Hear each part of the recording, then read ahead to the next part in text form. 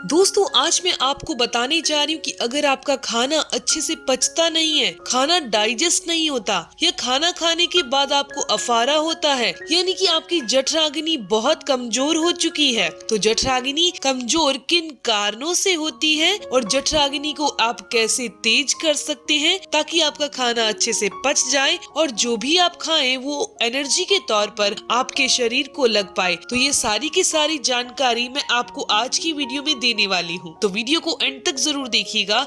ये वीडियो ज्यादा से ज्यादा 5 से 6 मिनट की रहने वाली है।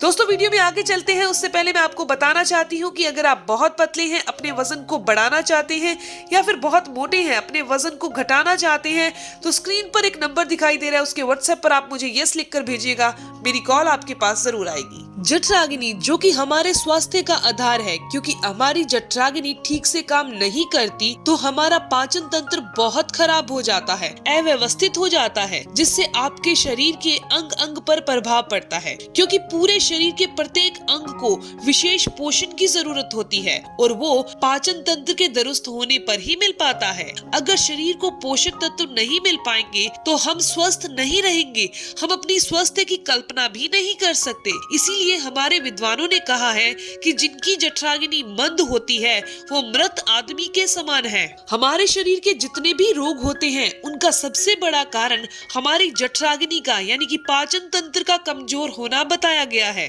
अगर आप भी अपनी जठराग्नि को यानी कि पाचन तंत्र को मजबूत बना लेते हैं तो चाहे आपको कोई भी समस्या नहीं है या फिर कोई बीमारी हो चुकी है तो आप सारी उम्र इन बीमारियों से बचे रहेंगे, और बीमारी हो चुकी है तो बहुत जल्दी उसे दूर कर पाएंगे। तो अब जानते हैं कि जठराग्नि कमजोर क्यों पड़ती है और इसे तेज कैसे किया जा सकता है, और साथ में जानते हैं कि जठराग्नि का काम क्या है। तो जठराग्नि के काम की बात की जाए तो ये हमारे पाचन को बेहतर करती है।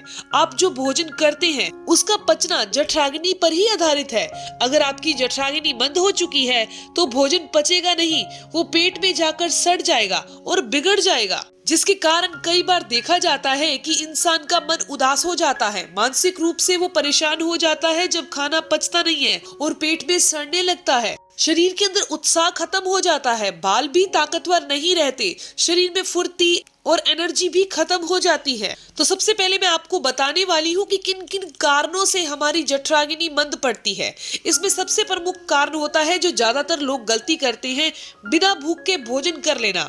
अब खाना बन गया है तो चलो खा लेते हैं, खाना खाने का समय हो गया है इसलिए खाना खा लेते हैं, अब हमें इच्छा हो रही है इसलिए खाना खा लेते हैं, या फिर हमारी पसंद का खाना बना हुआ है और बिना भूख के खाना खा लेते हैं। तो ये सभी की सभी आदतें जो हैं वो हमारी जठराग्नि को कमजोर कर देती है, प्रभावित करती है। आपने जब कुछ खाना खाया तो हमारे शरीर की जो जठराग्नि है वो इस कार्य पर लग जाती है कि इस खाने को पचाया जाए, लेकिन कई बार हम ये गलती करते हैं कि ऊपर से और खाना खा लेते हैं। अब हमने ऊपर से और डाल दिया तो जो ऊपर से और डाला है वो पड़ा पड़ा सड़ जाएगा। जो लोग ऐसे करते हैं उनको अजीर्ण की समस्या हो जाती है। अजीर्ण का मतलब है कि वो जब भी कुछ भी खाते हैं, चाहे वो पहली बार ही खा रहे हैं, फिर भी उनको पचना बंद हो जाता है। और हमारे आयुर्वेद में तो एक सिद्धांत ही है कि हमारे पेट के 4 हिस्से होते हैं।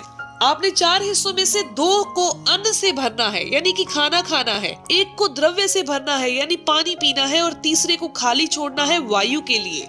अगर हम चारों हिस्से खाना खाकर भर लेंगे तो हमें स्थान ही नहीं बचेगा जिससे खाना पच सके और पाचक रस बन सके, जिसके कारण जठराग्नि कमजोर पड़ जाती है। अगर हम रोजाना ऐसे ही खाना खाते रहे यानी कि पूरा भरकर पेट खाना खाते रहे तो हमारे अंदर गैस बननी शुरू हो जाती है, फॉर्मेटेशन बॉडी में होने लगती है, पेट में होने लगती है, यानी कि खाना सड़ने लगता है। आपका भोजन जो है वो ठीक से पच नहीं पाता। खराब भोजन करना हमेशा गलत रहेगा और भारी भोजन करना भी गलत रहेगा जो जल्दी पचता नहीं है और हमारे दिमाग को एक चिंता का कारण दे देता है। अब मैं आपको बताने जा रही हूँ जठराग्नि को तेज करने के लिए कौन सा इलाज करना है। इसके लिए आपको एक चटनी बनानी है और इस चटनी को बनाने के लिए जो भी सामग्री इस्तेमाल होनी है वो बहुत ही नेचुरल है। आप जब सुनेंगे तो आप समझ जाएंगे कि ये सारी की सारी चीजें पाचन तंत्र को दुरुस्त करती है। शायद आपको उसके बारे में थोड़ा पता भी हो, लेकिन अगर आप इन सभी चीजों को मिलाकर एक चटनी बनाकर सेवन करते हैं तो ये आपके पाचन तंत्र को बहुत दुरुस्त कर देगी। तो इसके लिए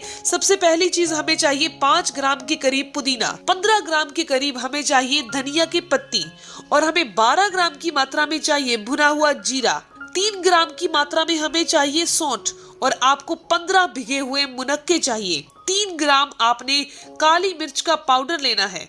इन सभी चीजों को आपने एक जगह पर रखकर ग्राइंडर जार में डालना है और इसकी एक चटनी बना लेनी है। दोस्तों ये चटनी जो तैयार हुई है ये स्वाद में तो बहुत अच्छी है ही, और अगर आप इसका स्वाद और अच्छा करना चाहते हैं तो इसके अंदर 1 से 2 चुटकी या 3 चुटकी अपने स्वाद के अकॉर्डिंग आप सेंधा नमक डाल दीजिए। ये आपके आहार को इतनी जल्दी पचा देगी, आपने कभी सोचा भी नहीं होगा कि आपका खाना इतनी जल्दी डाइजेस्ट हो जाएगा और आपका पेट भी इतना हल्का हो जाएगा। और इसके साथ साथ ये आपको कभी भी कब्ज की समस्या नहीं होने देगी। अब आप सोच रहे होंगे कि हमने इस चटनी का सेवन कैसे करना है और किसके साथ करना है। तो जब आप खाना खा रहे होते हैं, चाहे आप ब्रेकफास्ट करें या लंच करें, तो उसके साथ ही आपने इस चटनी का सेवन करना है। हमारे ऋषियों ने भी और चरक संहिता में भी महर्षि चरक ने कहा है कि अगर जठराग्नि को तेज करना है तो घी सर्वोत्तम है। लेकिन अगर आप रूखा भोजन करते हैं, बहुत रूखा सूखा बहुत ड्राई भोजन करते हैं, तो वो आपकी जठराग्नि को भी सुखा देता है, ड्राई कर देता है आपकी आंतों को, जिसके लिए जरूरी है घी का सेवन करना। लेकिन ज्यादा मात्रा में घी का सेवन नहीं किया जाता। आप पूरे दिन के अंदर 1 चम्मच घी का सेवन कर सकते हैं। आप घी का सेवन कैसे करें? जब आप सब्जी बना चुके हैं और सब्जी खाने के लिए कटोरी में डाल दी है तो आधा चम्मच घी डाल दीजिए, और आधा चम्मच ही घी आप रात के खाने के समय यानी कि जब आप 7 बजे खाना खा रहे हैं उस टाइम पर डाल लीजिए। अगर आप 7 बजे के बाद खाना खाते हैं तो घी का इस्तेमाल नहीं करिएगा।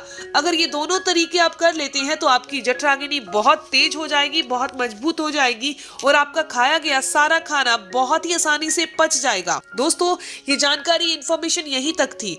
अगर आपको ये जानकारी अच्छी लगी तो आप इस वीडियो को जरूर लाइक कीजिएगा और अपने दोस्तों के साथ जरूर शेयर करिएगा। और इस वीडियो से संबंधित अगर आपके कोई भी सवाल है तो जरूर पूछिए, आपके हर एक सवाल का जवाब जरूर दिया जाएगा। मिलते हैं दोस्तों नेक्स्ट वीडियो में, तब तक के लिए stay healthy, always be happy. Thank you for watching my video. Okay bye.